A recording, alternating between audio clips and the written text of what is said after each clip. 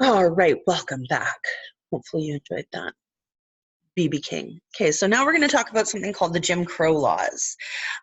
So after slavery was abolished and the Confederacy rejoined the Union, and they became the United States, a close approximation to the United States of America that we know today. Obviously, there was a lot more development in the past 150 years. But,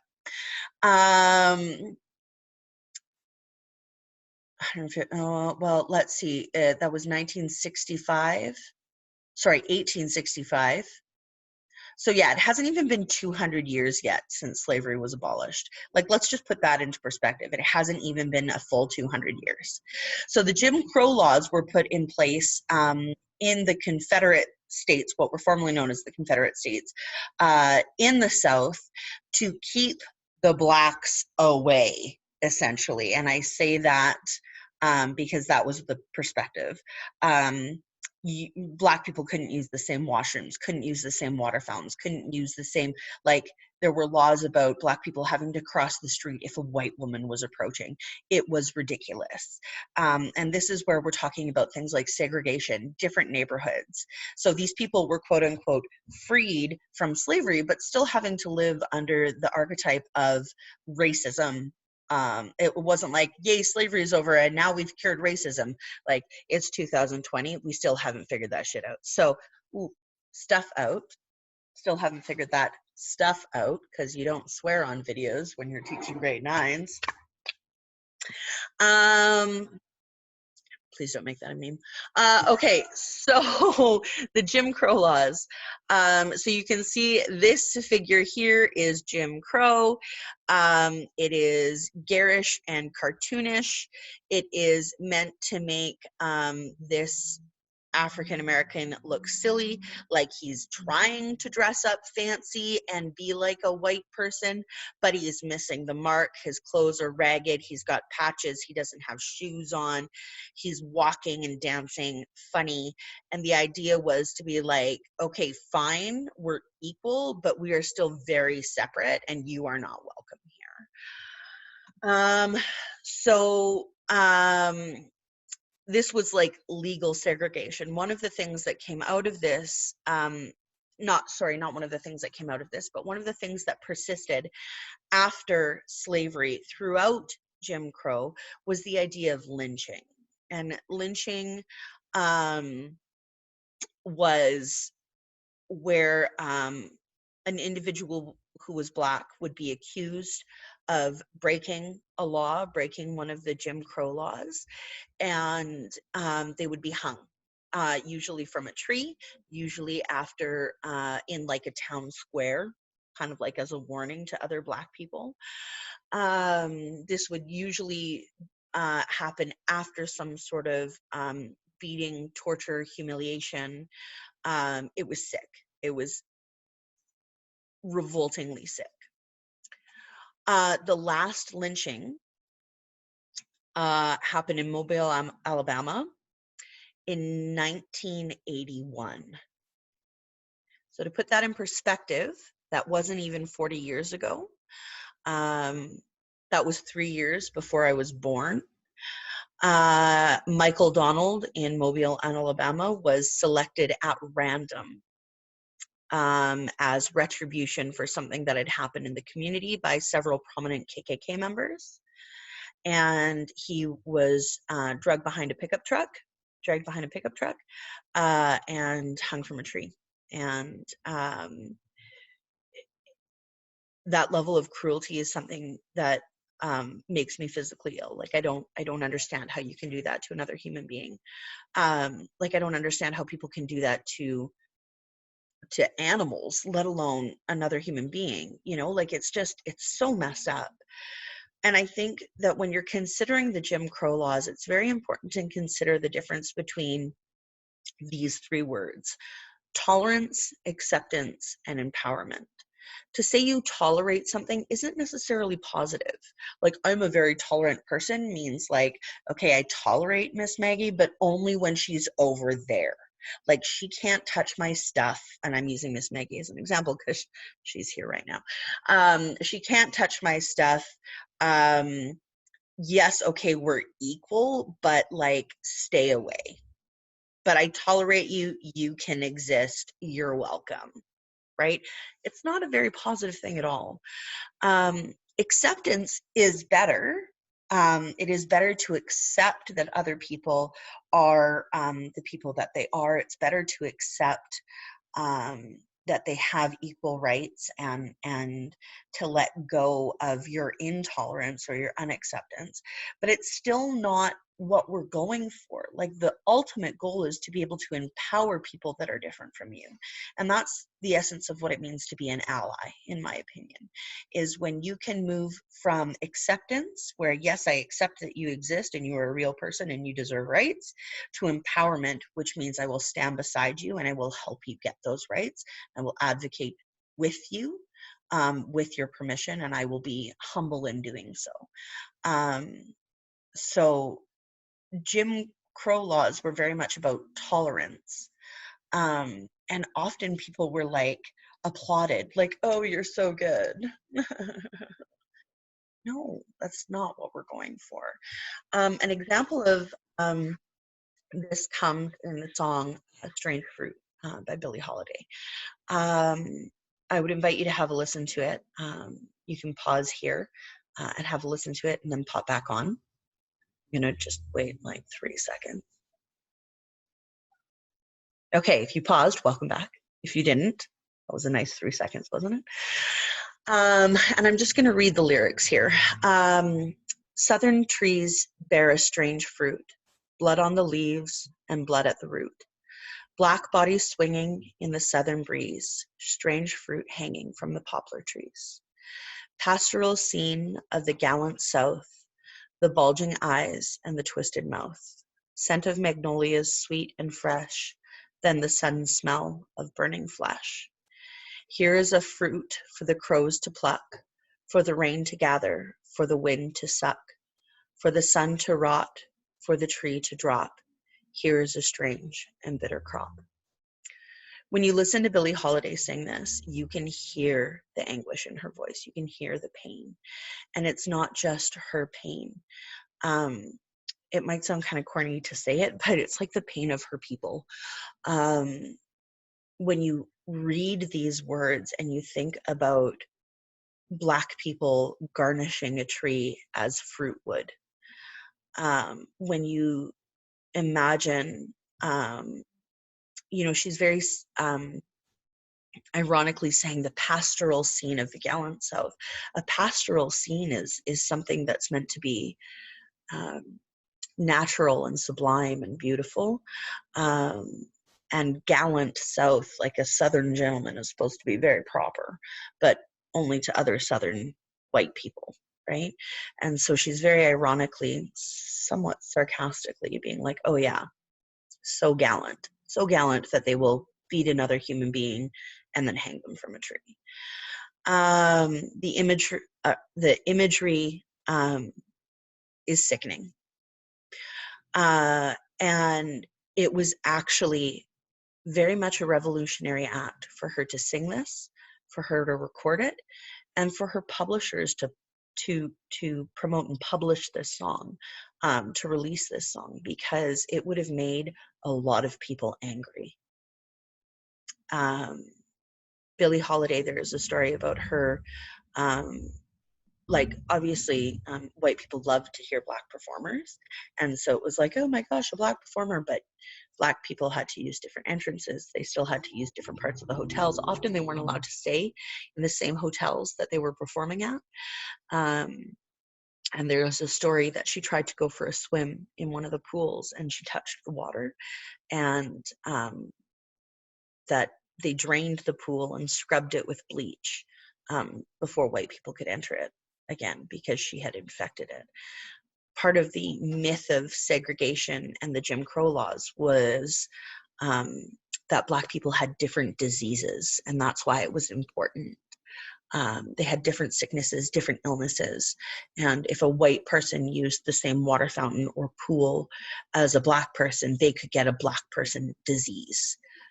And it's, again, it's just rooted in racism and in this idea that the other was somehow dirty, that the other was somehow diseased and unworthy of um, inclusion. Um, so you're starting to see how the songs, they've gone from these chants and these spirituals into the blues and jazz, and Strange Fruit is very much a jazz song. And Black people couldn't express freely without retribution their feelings about their history, right? If a Black person in the South walked down the street and was advocating for their freedom or was refusing to pay attention to the laws, they were arrested or beaten or lynched. Rosa Parks was arrested and jailed for sitting in a part of a bus that she wasn't supposed to. So music for African American people has been an art form that allowed them to speak freely. Now, that doesn't mean that they didn't face retribution or that they didn't face punishment for this. They always eventually do, or in some way do, but it was a way for a community to connect and express themselves that was safer than actually speaking up for themselves, because it simply wasn't safe to. Okay, we're going to talk a little bit about the World War II era. So World War II was almost like a new beginning in a way for African American communities. Between about 1915 and 1950, I think it was called the mass migration, and a lot of the descendants of slaves or former slaves themselves, if they had survived, started to migrate out of the South to seek better treatment and better employment. People especially were moving to large city areas such as New York, Chicago, Detroit, and Los Angeles. Please note that New York, Chicago, Detroit, and Los Angeles are four of the major primary hubs of rap music and hip hop. Okay, so there's big communities there. And they moved there because they were going to be allowed to work in factories for the first time. So a factory job meant steady work. It meant some regulations. It meant a steady paycheck. It often meant some kind of a pension or benefit package, and not necessarily always. And a lot of factories did not offer that to African American people. But at the end of the day, it meant a better life. So en masse, they're moving to the factories to work. Now, at the time, again, racism was alive and well, and you can in the playlist, there's these 3 links to cartoons from the early 1940s where Elmer Fudd was originally Black. He wasn't actually white. And like, it was like this large forehead, huge white lips, I'm hunting rabbits. Black guy's so dumb he can't even catch a rabbit. Like, that was the whole message behind it. And it wasn't until later on that he was made white to avoid the kick feedback that they were getting about being racist. The original Fantasia in the Pastoral Symphony, remember pastoral, that's a word we just discussed. The Pastoral Symphony, where the lady centaurs are all getting dressed up to meet their male centaurs, are actually aided by little black ponies. And on plantations, the daughters of slaves were often servants and handmaids to the Southern belles, to the Southern daughters and mothers. So you see these ponies trotting after them, trying to get them ready, and practically like just being ignored, essentially. Dumbo, when you watch the scene of Dumbo, the main crow that's, I done heard about anything till I see an elephant fly. That main crow, his name is Jim. Like, they're not even trying to hide their racism at that point. That crow is named Jim. One of the things you might also not notice, without having like been told this before, but if you look at Elmer Fudd and he's got those big white lips, these crows that are singing, they don't have, like, crows have black beaks. There are no crows with orange or with yellow beaks, right? But these crows have these stereotypical lighter colored lips or beaks, and you see them talking and behaving and dancing in a way that is stereotyping African American culture and really bringing them down. So you see this mass migration of African American people searching for a better life to these big factories to work to support the war effort, like to support the country that had enslaved them for hundreds of years. Like, slavery lasted longer, we still haven't crossed that threshold where freedom for African Americans has existed longer than slavery did. Right? Slavery lasted for nearly 400 years. We're not even at the 200-year mark yet. Right? So these people are moving and trying to get a better life, and the media in children's cartoons is still making sure that racism is alive and well, because they wanted to keep people in their place, right? So view those cartoons if you haven't already done so. And I'm going to keep talking about post-World War II prosperity. So during World War II, like I said, people are getting jobs in the factory, they're making money, they're really starting to experience that American dream. They're able to buy homes, have economic security. And in South Central LA, this is that Compton area, right? These adults were able to create a life away from the South, away from the Jim Crow laws. They were able to avoid some of the more severe forms of segregation, and racial hate crimes were fewer, but they were also still deemed undesirable. So there were like Black neighborhoods where people were allowed to buy houses. You wouldn't be allowed to just buy a house anywhere. It had to be in that, that block.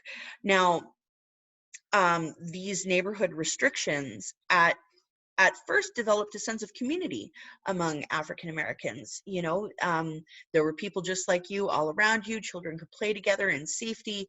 Families could have big family dinners and buy bicycles for their children. And these children were growing up with an identity that was a little bit more removed from slavery.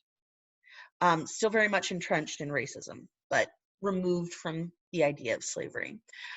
They were still, however, not welcome to join the Scouts or any other kind of social groups, and they actually began to form a lot of their own clubs, and they focused on building community and boxing.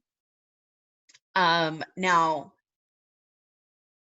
the idea originally was to again create community. Eventually, they turned into like different gang is too severe a word for this time in history, but this is kind of where like it would be like this group of people versus this group of people, like in West Side Story, right? Like, what was it, the Jets versus I can't remember. Anyways, and so they would like step two, and they would have like boxing matches, but at the end of the day they would still all like it was sparring, and it was all in like good fun. It wasn't violent in terms of like the gang rivalries that you think of when you hear of gang warfare. They were still like, this is my hood, these are my homies, this is my hood and these are my homies, and like I'm gonna step to and challenge him to a boxing match. But at the end of the boxing match, both sets of people were able to get together and like have a beer, right? You start to see the music of jazz really start to take on a very positive light. You have Louis Armstrong, Ella Fitzgerald, and they're talking about you know, this song "Dream a Little Dream of Me," which you could pause and watch, is a love song. Their Louis Armstrong was noted for, and Ella Fitzgerald, they were noted for lifting people's spirits in you know, these jazz scat heartfelt songs that were easy to dance to and fun. And that really reflects this new kind of life that African Americans were able to experience in their communities. Again, racism still a thing, but in their communities, they were experiencing a kind of economic prosperity that had never been experienced before in their communities. So here's the thing about racism. It sucks. And you have these communities of children. By the time you get to the Watts riots in LA, and you get to the Detroit City riots, you have children who have grown up removed from slavery. Like their parents are just happy they don't have to worry about getting lynched for walking on the street, right? So they're like, don't stir the pot, man. Life is good.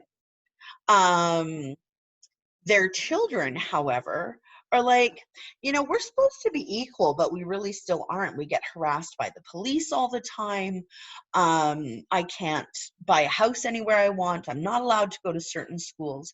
And so the children of the people who left the South for a better life really start to question their treatment by white people and by cops and by the government. And police brutality was still is still today a problem. And for the 1965 Watts riots, what happened was an individual was pulled over. He wasn't doing anything illegal. And the whole incident escalated into a riot that lasted days. Many lives lost, huge amounts of police brutality. And these people, these children who grew up without the same kind of oppression that their parents experienced, started fighting back and saying, no, we will not be treated like this anymore. We are human beings, and the Constitution says that we are entitled to these rights of freedoms. And because racism was alive and well, it ended up very much in a people versus the state. And I would encourage you to learn more about the Watts riot, learn more about the Detroit race riot. In both situations, the military was called in. It was atrocious.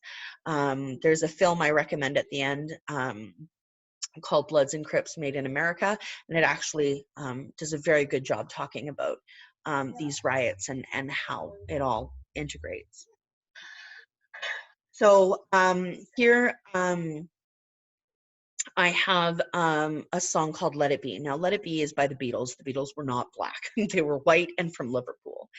However, in this film called Across the Universe, which again, I highly recommend, it's a phenomenal film, they use the song Let It Be as the backdrop to a Detroit race riot-esque kind of situation.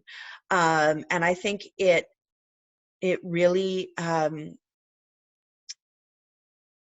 it shows the heartbreak, I think, really well.